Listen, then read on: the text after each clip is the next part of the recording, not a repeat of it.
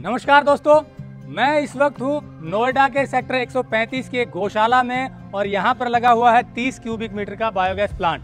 Biogas plant बड़े काम की चीज़ है, ये तो आप जानते हैं, पर सवाल अगला ये आता है कि बायोगैस प्लांट बनवाने के लिए क्या ज़रूरी है, कितनी गायों पर या कितने पशुओं पर कितने क्यूबिक मीटर का बायोगैस प्लांट लगाएं, कितना खर्चा आता है, क्या तरीका होता है, ये जानकारी अक्सर नहीं होती है।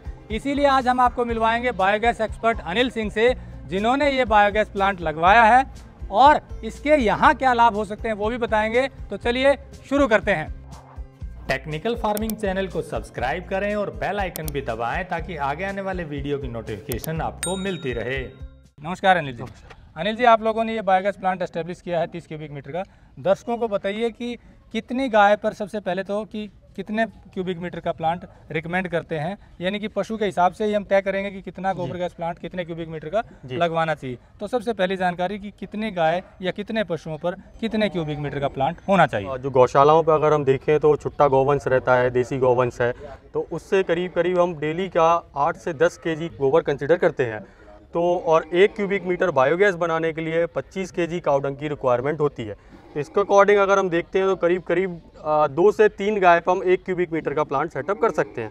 इसी प्रकार जैसे यहाँ पर 30 घन मीटर का जो प्लांट लगाया हुआ है उसमें अराउंड करीब 3.5 से 4 कुंटल गोबर की रिक्वायरमेंट पड़ती है डेली बेसिस। तो इस तरह से यदि उदाहरण लें कि 100 गाय हैं कहीं पर, तो उससे 35 से 40 क्यूबिक मीटर का प्लांट आराम से लगवाया जा सकता है। जैसे ये 30 क्यूबिक मीटर का है तो 80, 90 या 100 गाय हों तो उसके लिए सफिशिएंट है, गोबर उतना हो जाएगा। हाँ जी, हाँ जी। और अब अगला सवाल है कि किस तरह का बायोगैस प्लांट लगवाना चाहिए। ये पीछे कौन सा मॉडल है, पहले ये बताइए। ये हमारा KVIC मॉडल पे हम लोगों ने जो प्लांट लगाया हुआ है, और इसमें बायोगैस में कई टाइप के मॉडल आते हैं। वो डिपेंड करता है कि आपके पास क्या रॉ मटेरियल अवेलेबल है, किस कैपेसिटी में आप प्लांट लगवाना चाह रहे हैं और क्या गैस जो प्रोड्यूस हो रही है उसका क्या एप्लीकेशन है। जैसे दीनबंधु टाइप मॉडल जो होते हैं वो छोटे प्लांट्स 1, 2 से 5 घन मीटर तक के प्लांट लगते हैं, जो घरों में जनरली पुराने टाइम पे लोगों ने देखे होंगे, जिसमें ऊपर की जो रूफ है वो कंक्रीट की रहती है, कंप्लीट अंडरग्राउंड रहता है। दूसरा मॉडल होता है जो एक KVIC मॉडल रहता है, इसको जनरली 1 क्यूबिक मीटर से 200, 250, 500 मीटर क्यूब तक भी इस तरीके के मॉडल बनाए जाते हैं, जिसमें अपना जो डाइजेस्टर है वो ब्रिक वर्क या RCC का कंप्लीट अंडरग्राउंड रहता है, और जो रूफ रहती है वो जो गैस होल्डर होता है वो MS का स्टील का उस तरीके का फ्लोटिंग डोम टाइप में स्ट्रक्चर बनता है ऊपर। इसके बाद आता है जो बड़े प्लांट्स लगते हैं, जो CBG के प्लांट्स लगते हैं, जो 1000 क्यूबिक मीटर की कैपेसिटी से स्टार्टिंग होती है। तो उनका जो डाइजेस्टर रहता है वो कंप्लीट RCC स्ट्रक्चर रहता है, वो अंडरग्राउंड, और कुछ पार्ट उनका ओवरहेड रहता है, और उनके ऊपर जो है डबल मेम्ब्रेन टाइप में गैस होल्डर को लगाते हैं, बैलून टाइप गैस होल्डर को उस पर लगाते हैं। तो ये तीनों अलग अलग एप्लीकेशंस के लिए अलग अलग मॉडल रिकमेंड किए जाते हैं। मॉडल हो गया, तो खर्च से क्या कुछ फिगर आउट कर सकते हैं हम कि कितने में कितना खर्च हो, थोड़ा मोटा मोटा? जो छोटे प्लांट्स जो डोमेस्टिक स्केल पे लगते हैं, 2 क्यूबिक मीटर का अगर हम प्लांट लगाते हैं, जो इंडिविजुअल हाउस होल्ड गाँव में या शहर में लगा सकते हैं, तो उसका खर्चा करीब 40,000 के आसपास आता है। और इसके बाद अगर हम थोड़ा सा बड़े स्केल पर 25 क्यूबिक मीटर, 50 क्यूबिक मीटर पर जाते हैं, जिसमें हम कुकिंग के साथ पावर जनरेशन दोनों पर जा सकते हैं, जिसमें कुछ एसेसरीज़ ऐड हो जाती हैं, कुछ इक्विपमेंट्स, जनरेटर है, कुछ मिक्सर है, कुछ मशीनरीज ऐड हो जाती है, तो उस केस में आपका करीब करीब खर्चा जो है वो 8 से 9 लाख आता है।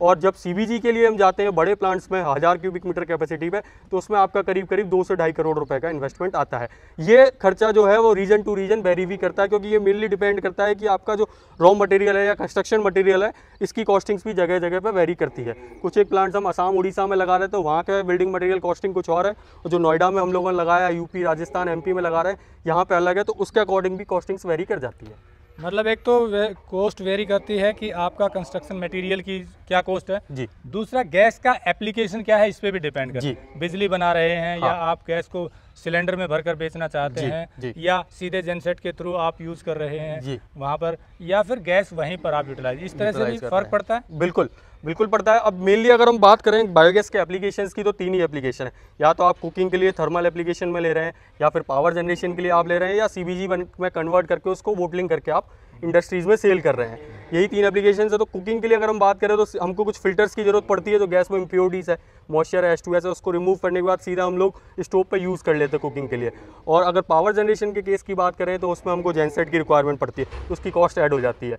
इसी तरीके से अगर CBG में जाते हैं तो उसमें हमको बायोगैस को प्यूरीफाई भी करना होता है, क्योंकि रॉ बायोगैस में अराउंड 50 से 60% मीथेन मिलता है हमको। लेकिन सीएनजी के इक्विवेलेंट अगर लेके जाना है उसको, तो उसको जो इम्प्यूरिटीज़ हैं, जो CO2 है, कुछ अदर गैसेस है, H2S है, कुछ ट्रेसेस ऑफ मॉइस्चर है, उनको रिमूव करने के लिए पूरा एक प्यूरिफिकेशन सेटअप लगाना पड़ता है। तो और उसके बाद फिर उस प्यूरिफिकेशन के बाद बायोगैस एनरिच होती है, जिसमें 95% अराउंड मीथेन हमको मिल जाता है।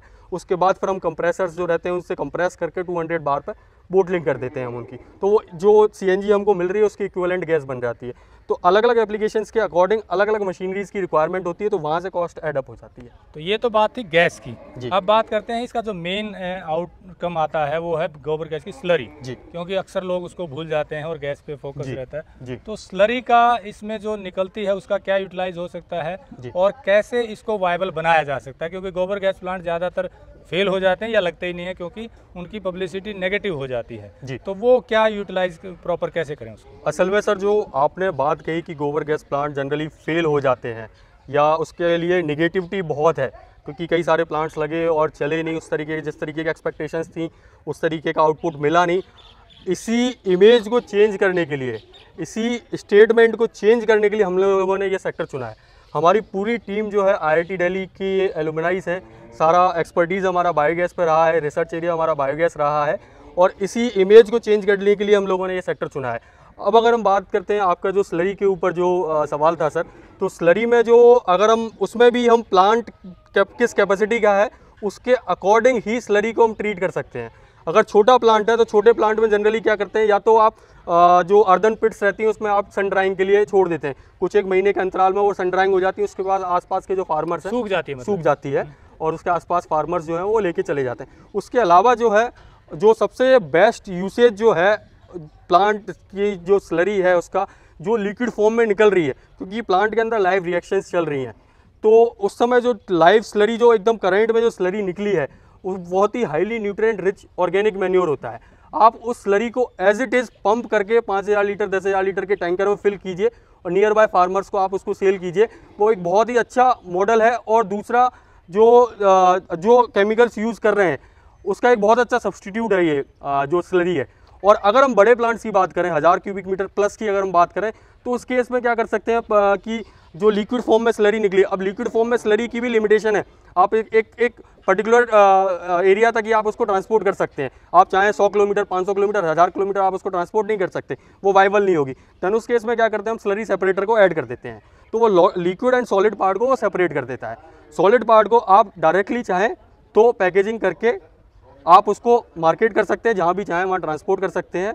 अदरवाइज आप अपने एंड से कुछ उसमें वैल्यू एडिशन करना चाहें, केंचुआ खाद बना सकते हैं, उसमें कुछ और भी कल्चर माइक्रोब्स ऐड कर सकते हैं, तो आप उसको उस तरीके से वैल्यू एडिशन करके अपना खुद का ब्रांड एस्टेब्लिश करके आप सेल कर सकते हैं। और लिक्विड पार्ट को आप नियर बाय फार्मर्स को सेल कर सकते हैं। अदरवाइज हम प्लांट में उसको फिर से रिसाइकल कर लेते हैं, जो लिक्विड स्लरी रहती है उसको। और अभी जो फिलहाल जो, क्योंकि एक गवर्नमेंट की सतत स्कीम भी आई हुई है जिसमें बड़े प्लांट्स में भी लोग फोकस कर रहे हैं, तो उसमें जो अपॉर्चुनिटी जो लोग देख रहे हैं मैन्योर को, वो बाहर एक्सपोर्ट करने का भी देख रहे हैं, क्योंकि गल्फ कंट्रीज़ में उधर मैन्योर इतना होता नहीं है और वहाँ पे बहुत ज़्यादा डिमांड है इसकी। तो उनके पैरामीटर्स के अकॉर्डिंग अगर हम उसमें कुछ वैल्यू एडिशन कर लेते हैं तो बाहर भी बहुत अच्छा मार्केट है। मतलब यह है कि बायोगैस प्लांट को वायबल बनाने के लिए, सस्टेनेबल बनाने के लिए आपको स्लरी को यूटिलाइज करना आना चाहिए जी, बेचना आना चाहिए, चाहे उसका लिक्विड और सॉलिड अलग करके बेचें या लिक्विड पार्ट नियर बाय बेचें जी, तो आपकी गैस का एडिशनल बेनिफिट रहेगा और स्लरी जो है वो बेचकर आप उसकी रनिंग कॉस्ट निकाल सकते हैं। तो इस तरह से ये वायबल हो जाएगा जी। तो दोस्तों, अनिल जी ने बहुत बढ़िया बात बताई कि गैस का अलग अलग यूसेज है, उसके अकॉर्डिंग खर्चे आपके वेरी करते हैं इसकी कॉस्ट, और सबसे इम्पोर्टेंट जो है वो स्लरी है। स्लरी का आपको यूज़ करना आना चाहिए क्योंकि ये बहुत अच्छा न्यूट्रिएंट रिच ऑर्गेनिक मैन्योर है और इससे खेती में केमिकल की ज़रूरत बहुत कम हो जाती है। ये बात अगर बायोगैस प्लांट लगवाने वाला अगर समझ जाए और किसानों को समझा दे और इसे बेच पाए जेन्युइन कॉस्ट पर, तो फिर बायोगैस प्लांट को सफल होने से कोई नहीं रोक सकता। और अधिक जानकारी के लिए हमने नंबर दिए हुए हैं, आप संपर्क कर सकते हैं। बायोगैस प्लांट लगवाना है तो भी संपर्क कर सकते हैं, क्योंकि हमारी कोशिश है कि ज़्यादा से ज़्यादा बायोगैस प्लांट लगें, उसमें सबका फ़ायदा है। देश का फ़ायदा यह है कि एनर्जी की बचत होगी, जो सिलेंडर हम लाते हैं जो हमें खर्चा करना पड़ता है वो बचेगा। किसानों को फ़ायदा होगा, केमिकल की कम लगाना पड़ेगा, केमिकल कम यूज़ होगा। उपभोक्ताओं का फ़ायदा इसलिए होगा क्योंकि उन्हें केमिकल फ्री भोजन मिलेगा, और जो लगवाने वाला है, जो बायोगैस लगा रहा है, उसे उसका बहुत अच्छा बिजनेस रन हो सकता है। तो सबका फ़ायदा है, इसीलिए हम इस मुहिम को बढ़ावा दे रहे हैं। आगे और भी स्टोरी दिखाएंगे।